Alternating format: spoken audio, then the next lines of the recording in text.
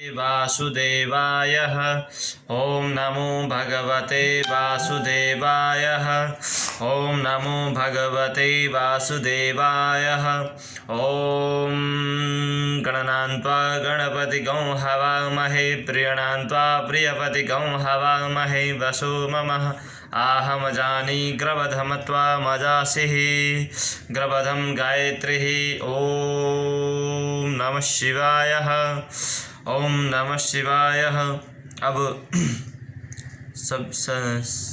सभी दिन के भांति आज मैं कार्तिक महात्मा का 26वां अध्याय का कथन प्रारंभ कर रहा हूँ। आप सभी श्रोताओं को इस कथा को ध्यान देकर सुने और सदा सर्वदा आप भगवान कार्तिक महाराज जी का, भगवान विष्णु का आशीष लीजिए और सदा सर्वदा कल्याण हो जाइए।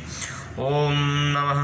कार्तिक मास महात्मा का 26वां अध्याय। श्री विष्णु की कृपा से आज तुमको रहा बता है। देवगणों के वचन ऐसे वचन सुनकर धर्मदत्त ने कहा कि सब मनुष्य भगवान विष्णु की प्रसन्नता के लिए विध्वंस यज्ञ, दान, व्रत, तीर्थ तथा तप आदि करते हैं, किंतु कोई ऐसा सरल उपाय बताओ जिसको करने से इन सब का फल प्राप्त हो। जो भगवान विष्णु का कोई छोटा सा ऐसा उपाय बता दीजिए जिस उपाय से भगवान जल्दी प्रसन्न हो जाएं और भगवान का पूर्ण रूप में आशीर्वाद मिल जाए। तब देवगणों ने कहा, हे द्विज श्रेष्ठ, आपके प्रश्न बड़ा श्रेष्ठ है। हम आपको भगवान विष्णु के शीघ्र प्रसन्न करने का उपाय बताते हैं। हम इस इतिहास सहित प्राचीन वृत्तांत भी सुनाते हैं। आप सावधानी से सुने। भगवान विष्णु जी की जय। प्राचीन काल में काशीपुरी में चोल नामक चक्रवर्ती राजा रहा करता था। उसके नाम से उसको देश का नाम भी चोल देश ही प्रसिद्ध था। राजा चोल के राज्य में कोई भी प्राणी दरिद्र, दुखी, पापी व रोगी नहीं था। वह सब राजा के यज्ञ करने का प्रभाव था। देखो, जिस देश में मंत्री राजा अच्छे होते हैं, धार्मिक होते हैं, तो उस देश की प्रजा भी सुखी रहते हैं। इसी प्रकार चोल नाम के राजा एकदम धर्मात्मा थे और उस पूरे राज्य में भी भगवान का कीर्तन हुआ करता था, भगवान का ध्यान हुआ करता था। एक दिन राजा भगवान विष्णु के पास गए। भगवान उस समय शेषशैया पर योग निद्रा में रहे थे।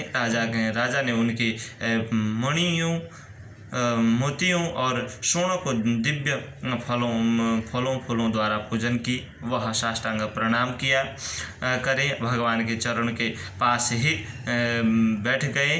थोड़ी देर के बाद राजा ने अपनी नगरी कांचीपुरी के ब्राह्मण विष्णुदास को वहां आते हुए देखा।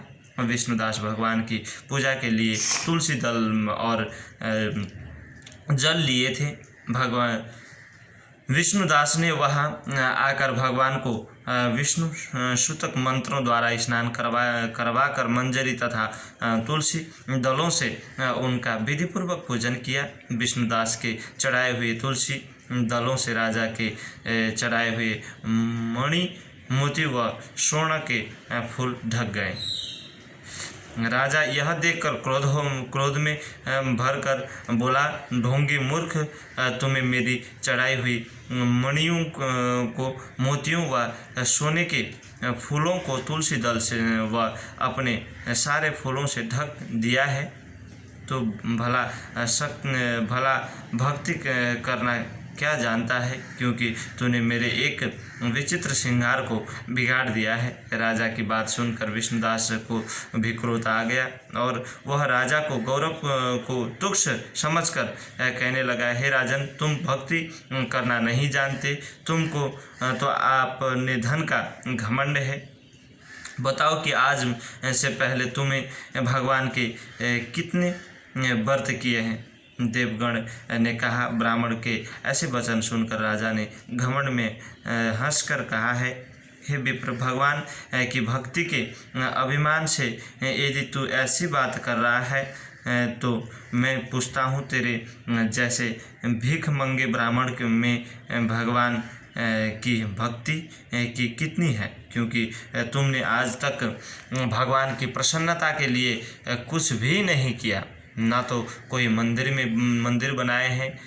तुम भला इस प्रकार की भक्ति का जैसे कि तुम कर रहे हो क्या गर्व कर सकते हो। यहाँ जिनने भी ब्राह्मण बैठ गए मेरी बात को ध्यानपूर्वक सुनी और देखें कि भगवान विष्णु के सुदर्शन दर्शन मुझे होते हैं या कि तुम्हें। इसके बाद दोनों की भक्ति के संबंध में आप लोग जान लोगे। देवगणों ने कहा। ऐसा कहकर राजा अपने महल में चला गया और वहां जाकर उसने अपने पुरोहित मुद्गल को आचार्य बनाकर विष्णु यज्ञ आरंभ किया।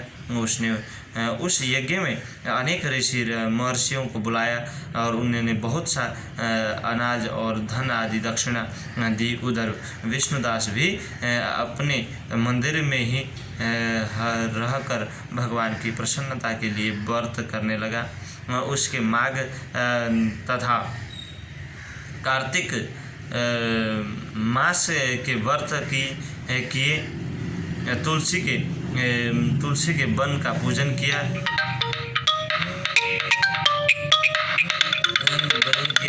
यह भगवान को प्रसन्न करने के लिए गीता गाता रहा, नृत्य करता रहा, वह नित्य प्रति व्रत करता रहा, भूमि पर सोता रहा। वह भगवान के प्रसन्न करने के लिए एकादशी को व्रत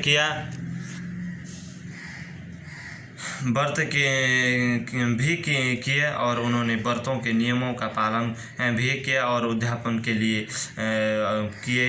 और इस प्रकार राजा चोल और विष्णुदास द्वारा आराधना करते हुए बहुत दिन बीत गए। बोलो सच्चिदानंद भगवान की जय, विष्णु भगवान की जय, राधा कृष्ण भगवान की जय, कृष्ण कन्हैया लाल की जय। बोलो सच्चिदानंद भगवान की जय। हे प्रभु सुख शान्ति समृद्धि।